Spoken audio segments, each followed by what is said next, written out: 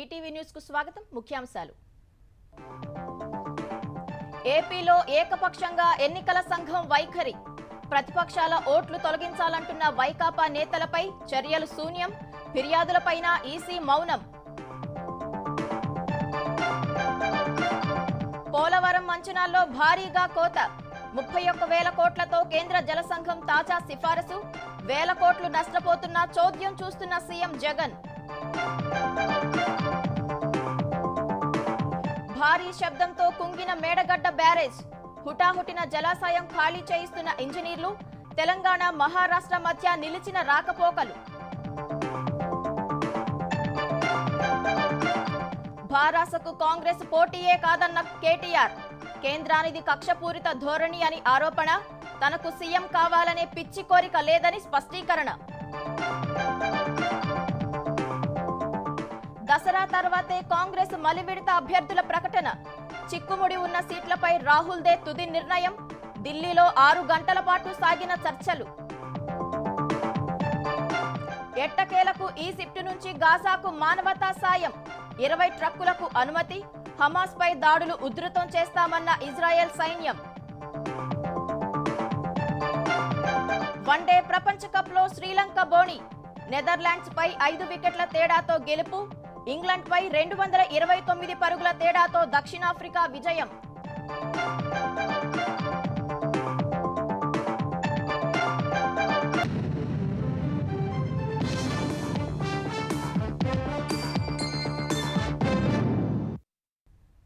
ఆంధ్రప్రదేశ్లో 4 ఏళ్లుగా ప్రతిపక్ష పార్టీల సానుభూతి పరుల ఓట్ల తొలగింపు, నకిలీ ఓట్ల చేర్పింపు కుట్రను అమలు చేస్తున్న వైకాపా దాన్ని ఇప్పుడు మరింత తీవ్రతరం చేసింది. గడువు ముగిసినందున ఓట్లు తొలగించేందుకు బీఎల్ఓలు నిరాకరిస్తున్నారంటూ ఎన్నికల సంఘానికి ఫిర్యాదిచ్చి అధికారులపై ఒత్తిడి పెంచుతోంది. ప్రతిపక్ష పార్టీలకు చెందిన అర్హుల ఓట్లు తీసేయించాలనే ఎత్తుగడతో దొంగే దొంగ అన్నట్లుగా అరుస్తోంది. ఇలాంటి దారుణాలను ఎన్నికల సంఘం మౌనంగా చూస్తోంది. మన ఓట్లు అనుకుంటే ఓకే, మనం కాదనుకుంటే you just raise an objection. Form number 7. మన ఓట్లు కాదంటే మనకేసేవి కావు. మన అపోజిట్ నాయకులకి చుట్టాలు బంధువులు వాళ్ళు పిలిస్తే వస్తారు, మనం పిలిస్తే రారనుకో. Just raise an objection. మన ఓట్లు అనుకునేవే జాబితాలో ఉండాలి, మనవి కానివి తీసేయించాలి అని మంత్రి సీదిరి అప్పలరాజు, కావలి ఎమ్మెల్యే రామిరెడ్డి ప్రతాప్ కుమార్ రెడ్డి చేసిన వ్యాఖ్యలు ఆధారాలతో బయటపడి నెలలు గడుస్తున్నా వారిపై ఎన్నికల సంఘం ఎందుకు చర్యలు తీసుకోలేదు, సమగ్ర విచారణకు ఎందుకు ఆదేశించలేదు, అర్హుల ఓట్లు గల్లంతు చేయాలనే కుట్ర తిరుగులేని ఆధారాలతో వెల్లడైనా వారిపై ప్రజాప్రాతినిధ్య చట్టం ప్రకారం ఎందుకు చర్యలు తీసుకోలేదు, కనీసం ఒక్క నోటీసైనా ఎందుకు ఇవ్వలేదన్న ప్రశ్నలు ఈసీని వేలెత్తి చూపిస్తున్నాయి.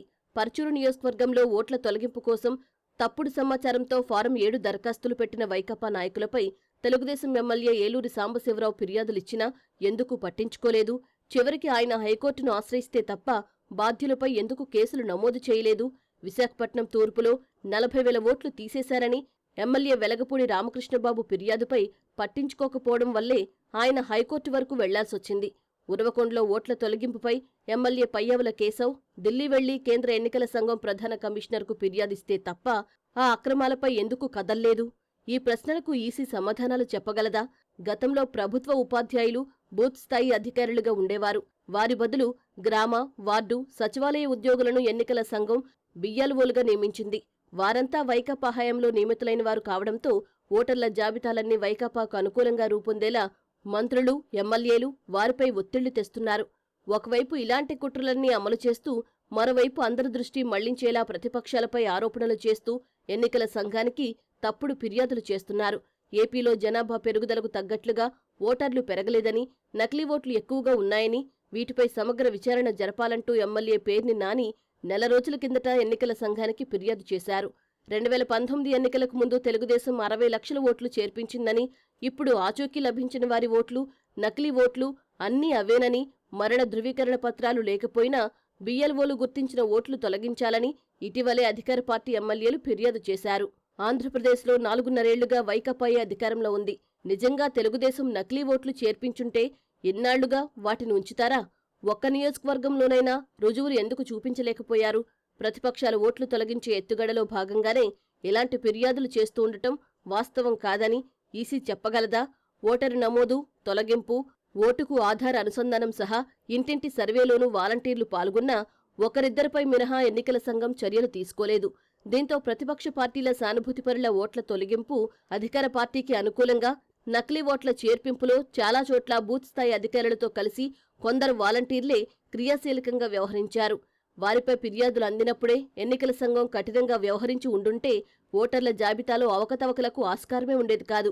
ఓటర్ల జాబితాలో అవకతవకలపై ప్రతిపక్షాలు ఎన్నిసార్లు ఫిర్యాదు చేసినా ఎన్నికల సంఘం 2022 జనవరి 6 తర్వాత తొలగించిన ఓట్ల పునః పరిశీలనకే పరిమితమైంది. కొత్తగా చేర్చిన నకిలీ ఓట్ల ఊసే ఎత్తలేదు.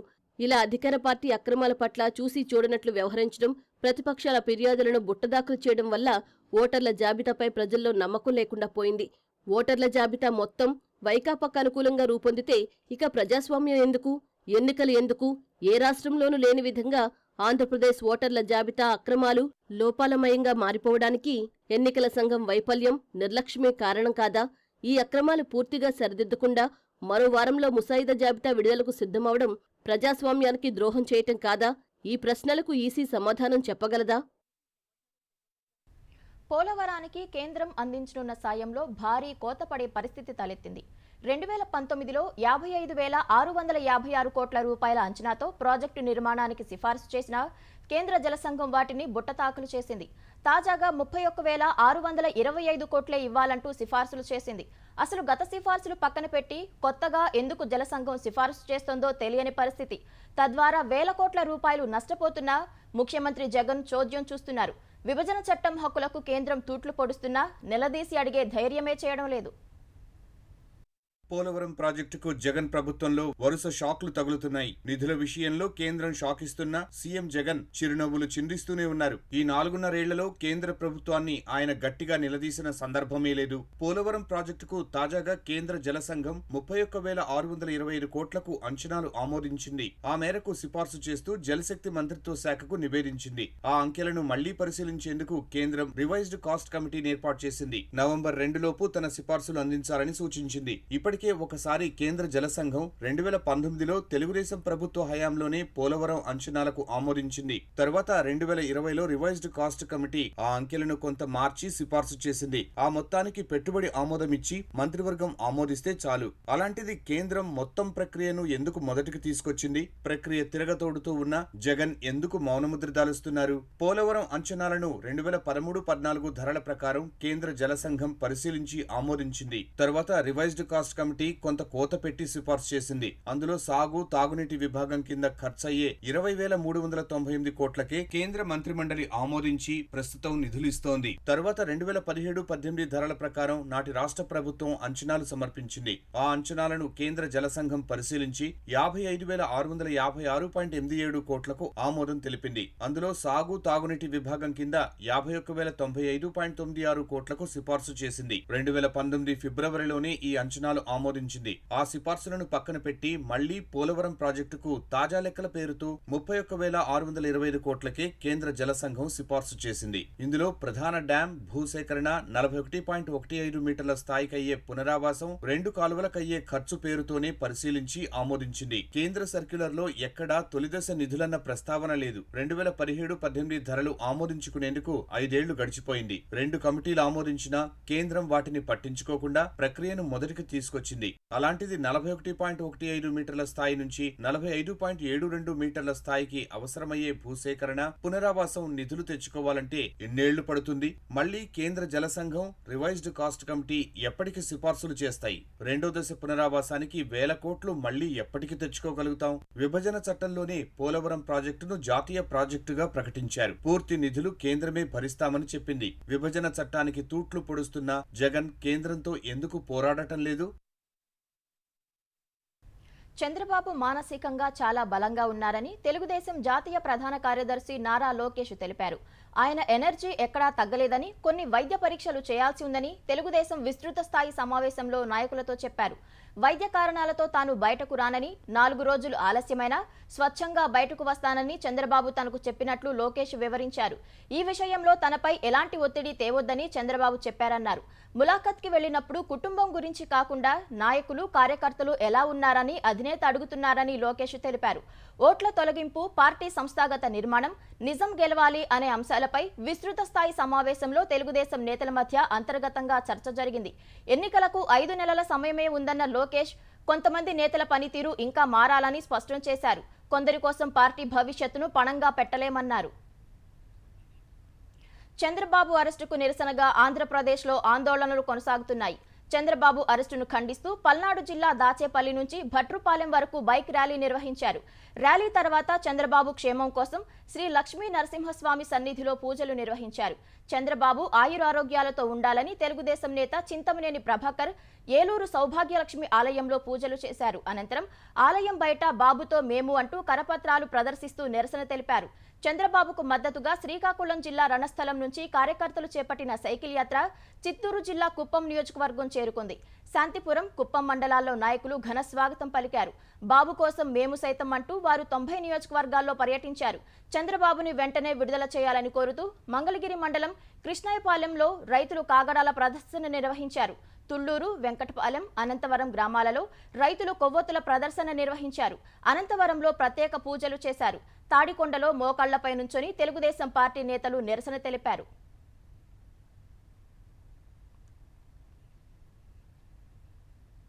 కాంగ్రెస్, భాజపాలు భాగస్వామ్య పార్టీలని భారాస కార్యనిర్వాహక అధ్యక్షుడు కేటీఆర్ అభివర్ణించారు. కాంగ్రెస్ అంతా కుంభకోణాల కుంభమేళా అని విమర్శించారు. శివసేనతో పొత్తు పెట్టుకుని లౌకికత్వం గురించి మాట్లాడతారా అని ప్రశ్నించారు. తెలంగాణపై కేంద్ర ప్రభుత్వానిది కక్షపూరిత వైఖరి అని ఆరోపించారు. భాజపా 110 స్థానాల్లో డిపాజిట్ కోల్పోయే పరిస్థితి ఉందని జోస్యం చెప్పారు.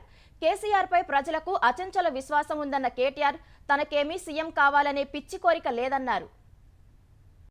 బి టీం అంటూ కాంగ్రెస్, భాజపా చేస్తున్న విమర్శలపై భారస కార్యనిర్వాహక అధ్యక్షుడు కె తారక రామారావు మండిపడ్డారు.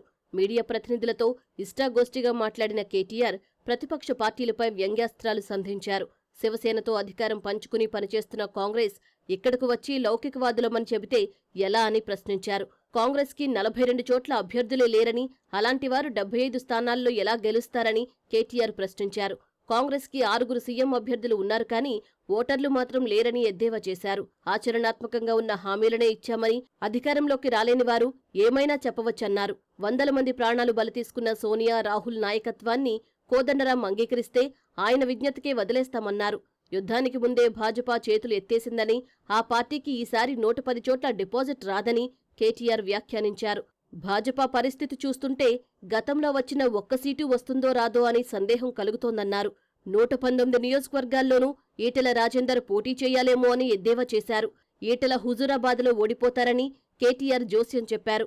తెలంగాణ అంటే మోదీకి కక్ష, ఓర్వలేనితనమని కేటీఆర్ ఆరోపించారు. వామపక్షాలతో సంప్రదింపులు చేసినట్లు తెలిపిన ఆయన లెక్క కుదరలేదని వివరించారు. భాజపా వెకిలి రాజకీయానికి దేశవ్యాప్తంగా చెక్ పెట్టాల్సిన సమయం వచ్చిందని కేటీఆర్ వ్యాఖ్యానించారు. కులగణన చేపట్టాలని పార్టీ ప్లీనరీ శాసనసభలో తీర్మానం చేశామని గుర్తు చేశారు. వచ్చే లోక్సభ ఎన్నికల తర్వాత సంకీర్ణ ప్రభుత్వం వచ్చి ప్రాంతీయ పార్టీలకు జాతీయ పార్టీలు మద్దతు ఇస్తాయేమోనని కేటీఆర్ వ్యాఖ్యానించారు. ఖమ్మంలో కొందరు నేతలు శాసించాలని చూస్తే పార్టీ ముఖ్యమని సీఎం నిర్ణయం తీసుకున్నారని కేటీఆర్ తెలిపారు. నేతలు పోయినంత మాత్రాన ఓటర్లు మారరని పేర్కొన్నారు. పోటీ బాగా ఉందనుకున్న మంథని రామగుండంలో మెరుగ్గా ఉన్నామని, నల్గొండలో అన్ని స్థానాలు గెలుస్తామని ధీమా వ్యక్తం చేశారు. ముఖ్యమంత్రి కేసీఆర్ దాదాపు 100 నియోజకవర్గాల సభల్లో పాల్గొంటారని, తాను హైదరాబాద్లో రోడ్ షోలు నిర్వహిస్తానని తెలిపారు. టీఎస్పీఎస్సీలో చిన్న లోపాలుంటే సరిచేస్తామని తెలిపారు. అధికారంలోకి వచ్చిన వెంటనే జాబ్ క్యాలెండర్ ఖచ్చితంగా అమలు చేస్తామని హామీ ఇచ్చారు. సీఎం అవడానికి తెలంగాణలో తనకంటే తెలివైన వారు, సమర్థులు చాలామందే ఉన్నారన్న కేటీఆర్ తనకు సీఎం కావాలని పిచ్చి ఆలోచనలు, అజెండాలు లేవన్నారు. కేసీఆరే ముఖ్యమంత్రి అని, ఇందులో రెండో ఆలోచనకు తావు లేదని కేటీఆర్ వివరించారు. ఎన్నికల ప్రచారంపై భారాస సరికొత్త వ్యూహాన్ని రూపొందించింది. 119 నియోజకవర్గాల్లో వార్ రూమ్లను ఏర్పాటు చేసింది. రాష్ట్ర స్థాయి వార్ రూమ్ను కేటీఆర్, హరీష్ రావు పర్యవేక్షించనున్నారు.